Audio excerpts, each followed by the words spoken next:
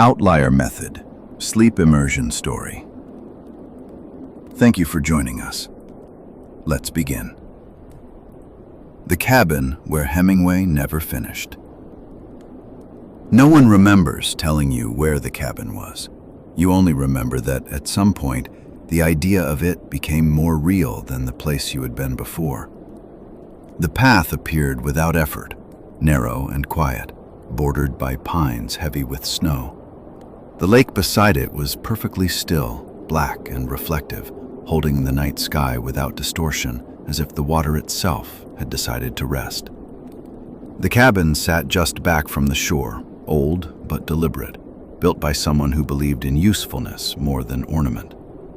A single window glowed faintly, amber against the blue of the snow, the light steady and patient. You didn't knock. The door opened easily, as though it had never been locked. Inside, the warmth was immediate. Not the sharp heat of a fire just lit, but the deep, settled warmth of a place that had been warm for hours. The kind that tells the body it can stop bracing. The air smelled of wood, paper, and something faintly mineral, like ink that had soaked into a desk decades ago. The cabin was quiet in a way that felt intentional. A heavy chair sat near the window, angled slightly toward the lake, its leather worn smooth where hands and shoulders had rested again and again. A desk stood nearby, simple and scarred, its surface marked by the passage of time rather than neglect. On the desk lay a stack of pages. They were yellowed, thick, and bound loosely with twine, as if the person who last touched them intended to return soon, and never did. The handwriting was unmistakable, firm, economical, each letter placed with purpose, no excess, no apology. You knew immediately who had written it. This was one of the manuscripts Ernest Hemingway never finished. Not abandoned, exactly. Set aside. The kind of work that no longer needed to be completed to be true. You sat in the chair without thinking about it.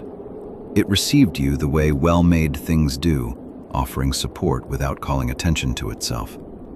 The warmth of the room gathered around you, and for the first time in hours, or days, you noticed how tired you were. Not exhausted, just ready. You lifted the manuscript and began to read. The sentences were spare, honest. Each one did only what it needed to do, and nothing more. The story was not about action so much as presence. A man alone near water, a winter much like this one, the satisfaction of knowing when to stop moving. The words did not rush. They allowed space. Silence mattered as much as language. As you read, the cadence of the writing began to shape your breathing without effort. Short lines, then longer ones. A paragraph that ended exactly when it should have. The kind of rhythm that settles into the body rather than the mind. Outside, the lake remained unchanged. No wind touched its surface. The stars reflected cleanly, unbroken, as if the sky itself had decided to stay still for the night. The fire must have burned earlier because the room held heat without sound. No crackling, no shifting. Just warmth that had already done its work. You noticed your hands resting easily on the pages. No tension, no need to grip. The manuscript was not fragile. It had waited this long. As the story continued, you began to feel less like a reader and more like a witness. Not watching events unfold, but sharing space with the man who wrote them. You could almost sense him at the desk earlier that evening, pausing between sentences, listening to the lake, knowing when a line was finished and when it wasn't worth forcing the next one. That was the thing about his writing. He knew when to stop. At some point, you realized you were no longer following the narrative closely.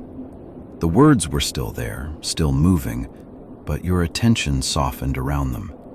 They became atmosphere rather than information. The chair seemed to hold you more completely now.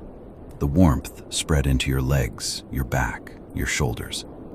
The quiet pressed gently from all sides, not demanding silence, just offering it. You turned another page. Or maybe you didn't. It was hard to tell. The manuscript didn't mind. The writing had always been about endurance rather than urgency. About staying present long enough for things to settle. About understanding that not everything needed to be resolved before rest. Your eyes lingered on a line about the lake at night, about how water, when left undisturbed, eventually becomes a mirror. You felt that stillness begin to take hold inside you. The body, relieved of its need to anticipate, settled deeper.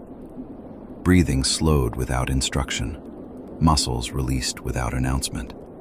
Even the mind, usually eager to comment, seemed content to let the words exist without interpretation. The last thing you became aware of was the simple pleasure of being somewhere quiet, reading something honest, with no obligation to finish. The sentence you were on trailed off gently. You didn't feel the need to see how it ended. The manuscript would remain on the desk. The cabin would stay warm. The lake would hold the stars. And you could rest now, knowing nothing required your attention anymore.